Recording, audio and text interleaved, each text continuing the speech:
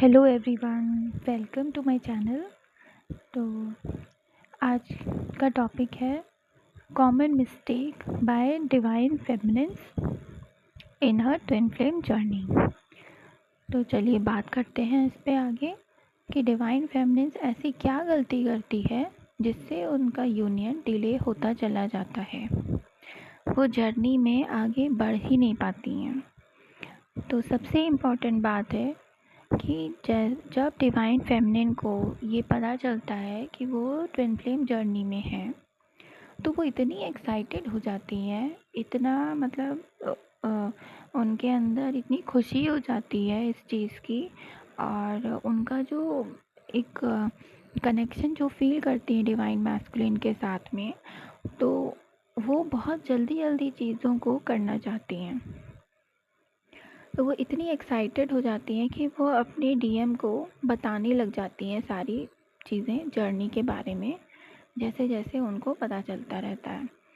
और वो बहुत फास्ट ग्रोथ चाहती है, तो वो हर तरह की चीज़ें करने शुरू करती हैं कि जल्दी से उनका जर्नी हो, जल्दी से उनका यूनियन हो जाए। डीएम के साथ रहने के लिए वो सब चीज़ फास्ट करने के चक्कर में बहुत ही इम्पेशेंट हो जाती हैं।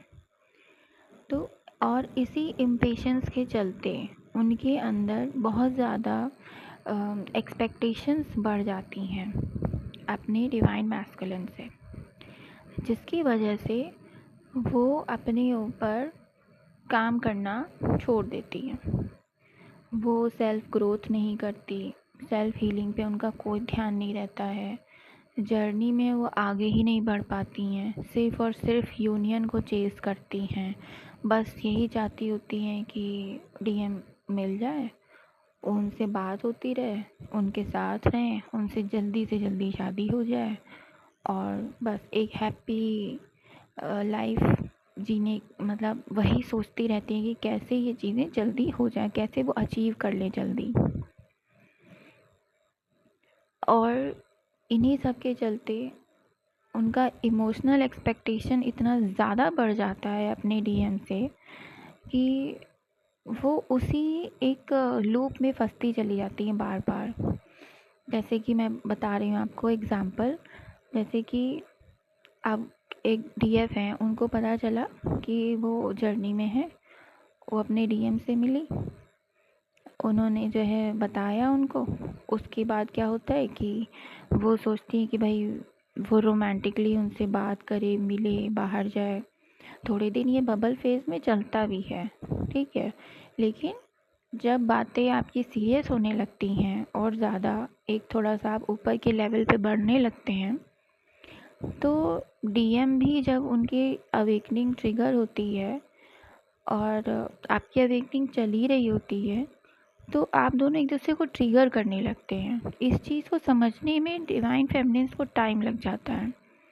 वो क्या करती हैं कि वो इमोशनल हो जाती हैं, डीएम से एक्सपेक्ट करने लगती हैं, डीएम पूरा नहीं कर पाते, फिर वो ट्रिगर हो जाती हैं, गुस्सा आता है उनको, वो लो वाइब्रेशन में चली जाती हैं, रोएंगी, परेशान होंगी, ये मुझसे बात क्यों नहीं करता है, ये समझता क्यों नहीं है।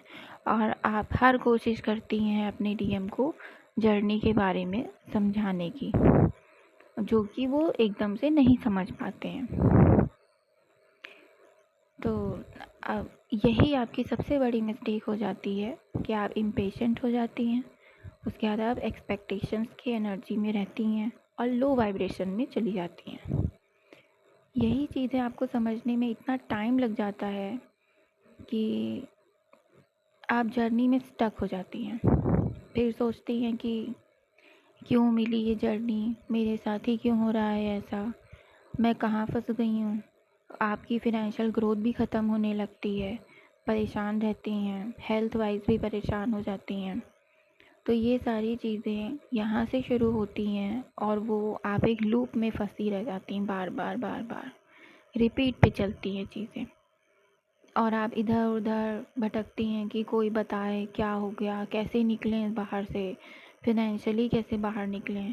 तो सबसे पहला और इम्पॉर्टेंट काम होता है इस लूप से बाहर निकलने के लिए आपको सेल्फ एनालिसिस करना, और ये देखना है कि कहाँ कौन सी चीज़ों में आपने गड़बड़ की है, आप स्टकनेस कैसे आई है, ठीक है, किन चीज़ों को आपने अपने खुद की ग्रोथ के लिए इग्नोर किया है, तो उस चीज़ों पे आपको काम करना है, ठीक है।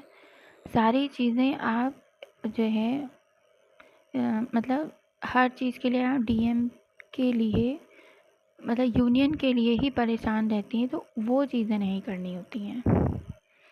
पहले आपको खुद की ग्रोथ करनी है। जब आपकी खुद की ग्रोथ हो जाएगी तो डीएम अपने आप आपके पास आ जाएंगे। आपको उन्हें चेज़ करने की ज़रूरत नहीं होती है।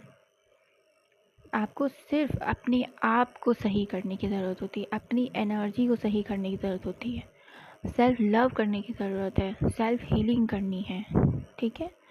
तो इन चीज़ों पे आपको ध्यान देना है। ये बहुत ही कॉमन सी और छोटी सी गलतियाँ हैं जो डिवाइन फेमिनिन्स करती रहती हैं। बीच बीच में उनको समझ में तो आता है कि वो ऐसा कुछ गड़बड़ कर रही हैं, लेकिन वो ध्यान नहीं दे पाती हैं क्योंकि वो इतनी इमोशनल होती हैं और इतना ज़्यादा वो इमोशनल सपोर्ट चाहती होती हैं डीएम से कि वो बहुत सारी चीज़ें इग्नोर करने लगती हैं। तो इस चीज़ को समझिए और अपने ऊपर काम करिए और खुश रहिए, हंसते गाते रहिए, बिल्कुल टेंशन मत लीजिए, ठीक है। और अगर आपको ये मेरी एनर्जी से कनेक्ट फील करती हैं तो प्लीज़ मुझे ईमेल करिए। कोई परेशानी है तो I will be there for you, okay. And thank you for watching and listening. मिलते हैं नेक्स्ट वीडियो में, ओके, बाय बाय।